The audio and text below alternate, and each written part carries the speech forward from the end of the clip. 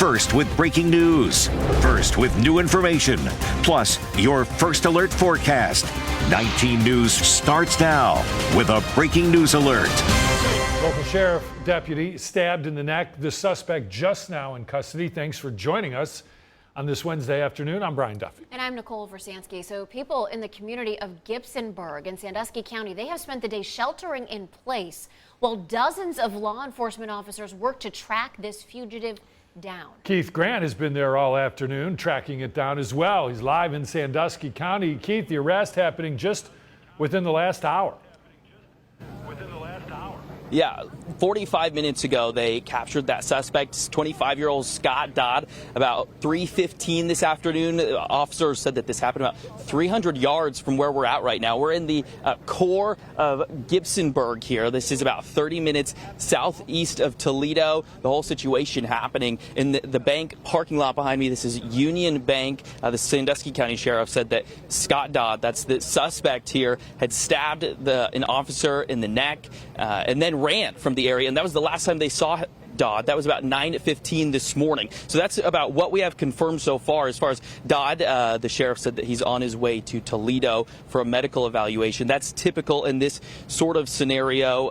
They also did give an update on the officer that was stabbed, just saying that she's in stable condition after surgery this morning, not providing any further details on her name, how long she's been with the police force here as well. And then I also want to tell you just a little bit about what the sheriff said. I have some notes here on my phone so that I could remember this. The sheriff said that in order to track down Dodd, they trapped him in a tight perimeter throughout the day. This was used through a plane with the Ohio State Highway Patrol, and then we also saw a helicopter throughout this afternoon that had been flying above the town here for a good 6 hours as well. And officers on ground pushed him, cornering him tighter and tighter until they could capture Dodd.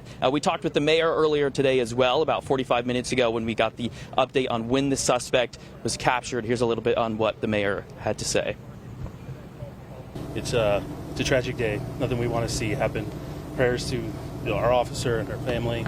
It's just it's good to see the outcome that we got here. And now we need to move forward, and now we need to see justice for her. Moving forward, definitely after a pretty stressful day here in Gibsonburg. The town has been in lockdown for most of the day. The police officers asked everyone to stay inside while they were on the hunt for Dodd. He was considered armed and dangerous. Pretty stressful for a few of the people that I talked to that live here. But I do want to repeat again, the officer that Dodd had stabbed in the neck in stable condition after she was in surgery this morning. That was around 11 o'clock. Keith Grant, 19 News. All right, also breaking, a Lakewood teenager arrested accused of burning down a historic Cleveland church. And what's even more shocking is that investigators say a social media trend may be behind this. Catherine Huntley live now with these stunning developments. Catherine, police say the suspect even posted pictures, incredibly, on social media. Yeah, the suspect may have actually helped investigators by posting the exact crime on social media. It seems unbelievable, but the damage is done. This church is now reduced to rubble. People like this person here putting memories and flowers at the base of this church, a place that kept so many people safe and allowed so many people to worship for years. More than 100 years of history gone in just a matter of hours. This is 19-year-old John McManaman. He was arrested and charged with felony arson. The former Friendship Baptist Church and former historic synagogue on the corner of East 55th and Central is now gone forever.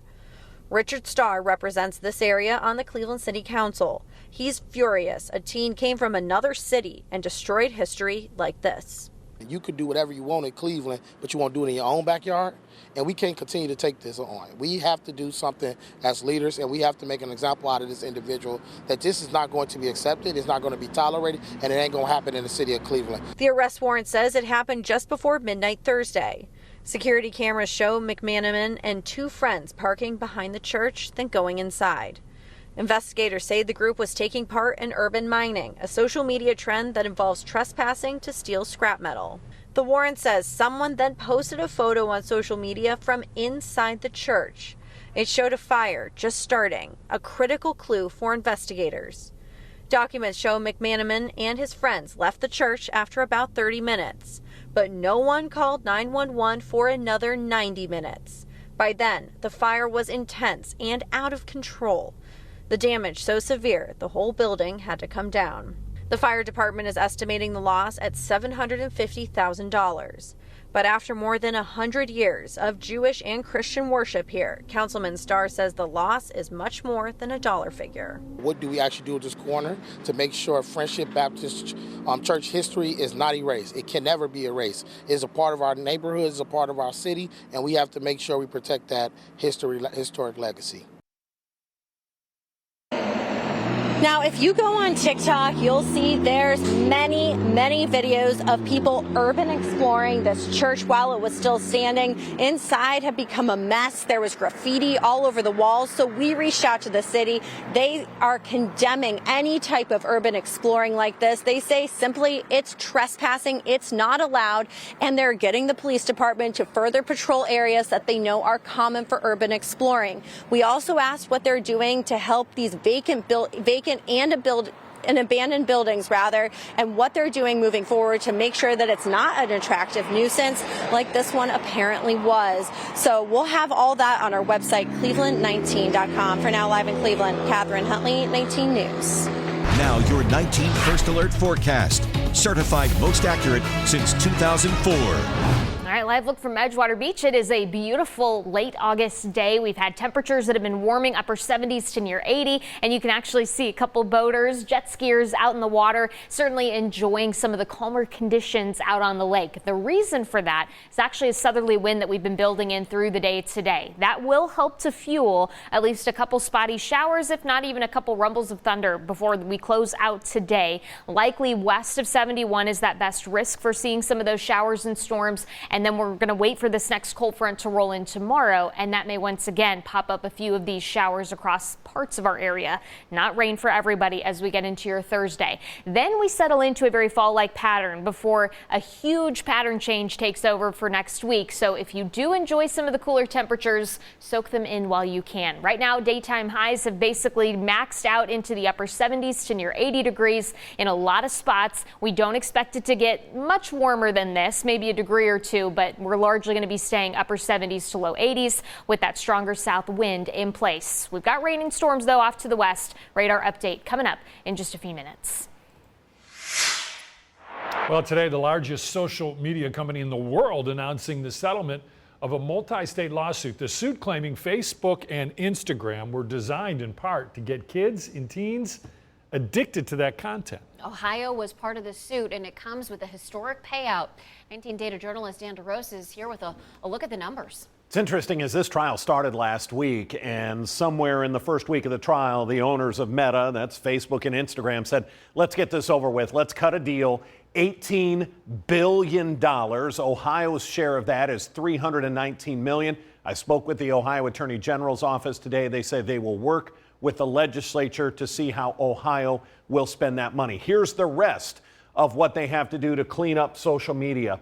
And again, we're talking Facebook and Instagram. They're going to do what's called the productive pause. 2-hour time limit for anyone 18 and under on those social media platforms. And if they have to take a pause after they're on it for 15 minutes, after 60 minutes, and after 90 minutes. That's the first step. Nighttime blocks. This is a great idea. I'm sure most parents will agree. Restricted access from midnight to 6 in the morning. How about for schools? This is interesting. No more push notifications. They will be blocked from 8 a.m. to 3 p.m., basically the school day during the school year. Most schools are banning phones, period. That might not be a problem. Next up, they want to do more for this age verification. They can't just get a kid that says, oh, I'm 29 when they're 19 or when they're 9 years old. So they're going to robust and they're going to make that a little bit more necessary to verify the age of their users. But this is only the beginning. Our hope is that this is the first step towards fundamentally transforming how the entire social media industry designs products for kids and teens. For parents, this means more support. For kids, it means a safer online world. Now, the people at Meta says this is only going to work if the other agencies, other websites follow suit, like X and YouTube. They want to see changes there too. Again, not sure how Ohio will spend its share. It's $319 million that will be paid out over 10 years. A nurse charged in the death of an 84-year-old woman found on a patio in the freezing cold will not go to prison. 33-year-old Amber Henderson pleaded guilty, was sentenced to 2 years of community control. She lost track of a patient at a Warrensville rehab center in December of 2024, didn't report her missing for nearly 9 hours. Elvira Murray was found outside on a patio. She died of hypothermia. Henderson then lied on the records, claiming she had checked on Murray. Henderson will be back in court in December. Well, Cleveland police say they continue to target people participating in illegal car meetups here in the city. They busted one over the weekend. This one was near Scranton and Carter. They made several arrests. The most dangerous discovery, this loaded AR-style pistol. You see the large drum magazine on the left of your screen there. It was attached. The guy who had it wasn't even supposed to be around weapons. A truck with expired plates, also busted for transporting 2 unregistered ATVs. They were all towed. Police say these crackdowns will continue. This is a 19 First Alert breaking traffic alert. All right, first alert to a closure. I-77 northbound, the bridge over I-480 is closed right now. They're forcing everybody on I-77 once you hit I-480 to get off the freeway right there. So a good detour again, 480 westbound to the Jennings Freeway. Take that up to I-490 and take 490 east to I-77. Again, I-77 northbound bridge over I-480 right now is closed. All the traffic, you see that right here on our ODOT camera, being forced off of I-77 north. We looked the other way on the camera. It looked like there was a vehicle off to the side. That was the initial report we got, and then all of a sudden they just shut down this bridge over I-480 on I-77 north. So for now, again, you're getting off at I-480, you're taking 480 westbound to the Jennings Freeway, and you're taking the Jennings all the way up to 490. 490 will get you back to I-77. I did promise you those drive times. Let's look at those quickly. The Interbelt southbound, Dead Man's Curve to I-71, a little slow right now. Typical slowdowns here in rush hour in northern Ohio. 90 west from downtown Cleveland to Columbia Road, you're looking good there, 10 minutes. This is going to be, I would imagine, later this evening, a pretty big delay here. But right now we're fine. 480 westbound from I-77 to I-71. I'm going to try to get some more information on that closure for you on I-77 northbound. That'll be coming up in the next half hour. Breaking at this hour, dozens of Americans are among the hundreds of people missing in Nepal. Catastrophic flash flooding, wiping out buildings and cars, anything in its path. A warning, the video could be hard to watch at times. Watch as this massive wall of muddy water, soil, just crashes down the mountain. There it comes over that building, pretty much taking out everything in its path. You see all those people, unfortunately, in the way. Shaking in the area was initially recorded as a 4.4 earthquake. It was actually caused, that shaking, by the landslide. Experts believe the flooding was likely set off by an enormous chunk of ice snapping off a glacier. A Cleveland staple has reopened at a brand new location exactly 1 year after it went up in flames. Noel Williams is live for us in Parma. Noel, where the Red Chimney opened its doors again in its new spot today.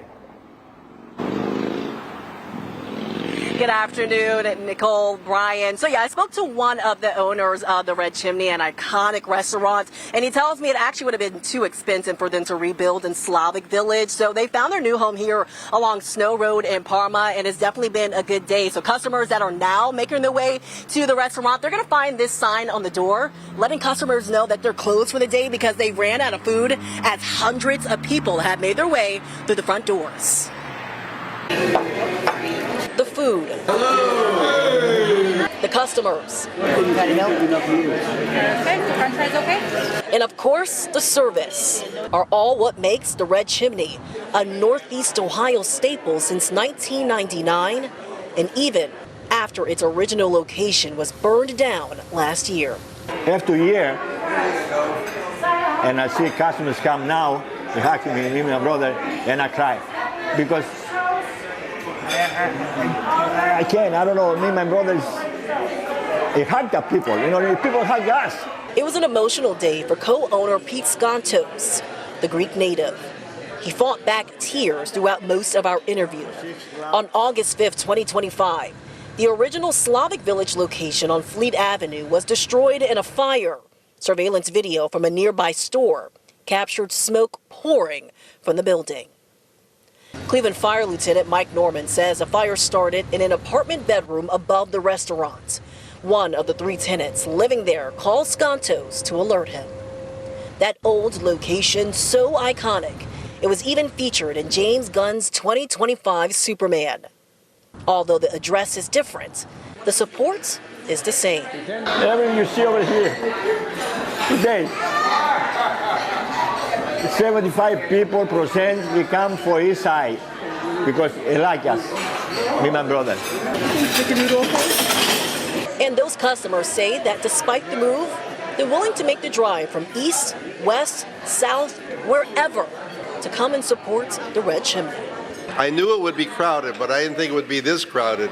It shows you that the people that came from the east side still love these people, and the people that live here on the west side area, figure there must be something special about Red Chimney because we've heard about it for years. Let's try it, and guess what? They all showed up.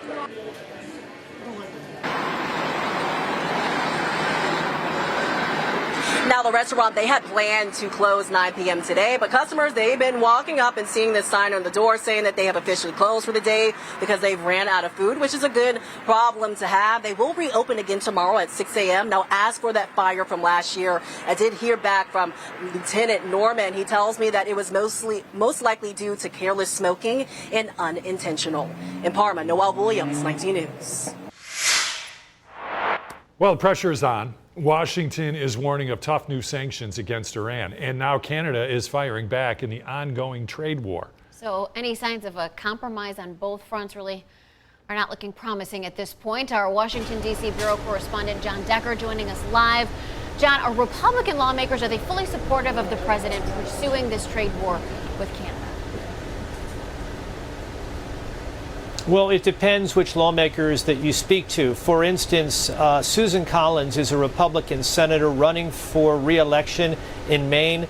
She's not supportive of this trade war with Canada because of the fact that this is impacting her constituents. Among the items that have been targeted for tariffs include seafood products that come from Maine, so that hurts her constituents. In addition, you have some other senators and lawmakers representing a lot of northern states that also do a significant amount of business with Canada. They too feel that this is not good for their state, for the constituents in their state and the businesses in their state, because the cost of tariffs paid for by the importers, but then the cost is typically passed along to consumers.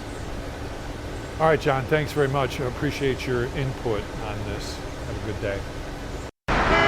This is a 19 First Alert breaking traffic alert. All right, we're continuing to follow this closure. I-77 northbound over I-480 is closed right now. Traffic is being diverted off of I-77, and we're starting to see those backups in a pretty big way as well. Backed up all the way down to near Independence, near Wallings Road at this point right now is where we're seeing those backups. Again, the detour right here would be to get off I-77 northbound at I-480, take that west all the way to the Jennings Freeway. Jennings Freeway northbound to I-490 east will get you back to I-77 northbound. Want to reiterate, First Alert, I-77 northbound bridge over I-480 is closed. They are not letting any traffic continue northbound on I-77. You see all the traffic being diverted off of I-77 here onto I-480, and you're starting to see the backups really kind of take shape as a rush hour really begins to pick up over parts of northern Ohio here. We also have another crash to tell you about here here. This is I-90 at I-71 here.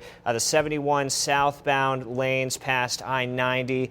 The left lane blocked with that crash going on I-71 southbound right now. So again, the closure on I-77 and I-71 southbound now, a crash blocking the left lane. We'll get you a look at those drive times in a little bit.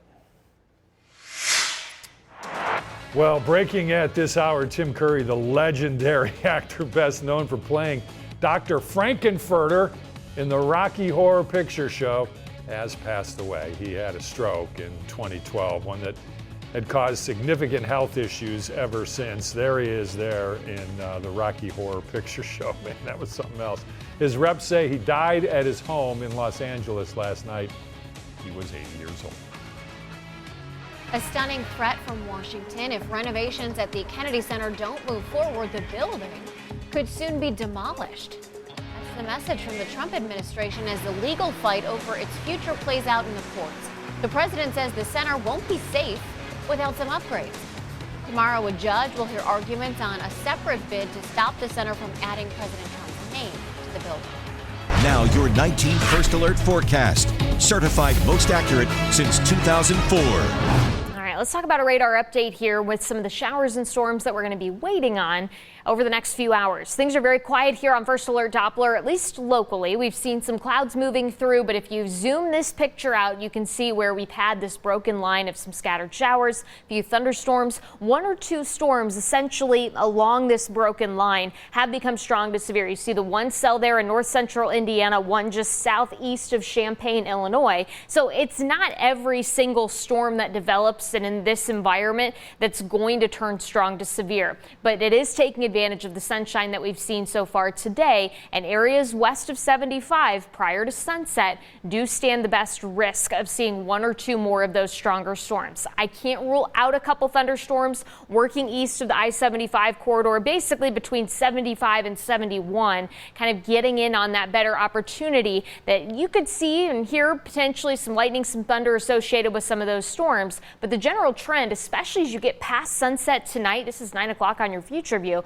so you're going to be running out of some of that fuel to keep some of this activity a bit more organized. It's not to say that you'll stay completely dry headed into the overnight. Couple showers, maybe even a few rumbles of thunder still possible headed into the early hours of Thursday, but you are going to be trending a little bit quieter here as we get into the start of our Thursday morning, to the point where you're headed out the door tomorrow. Really shouldn't run into too many issues. Temperatures will be back into the 60s.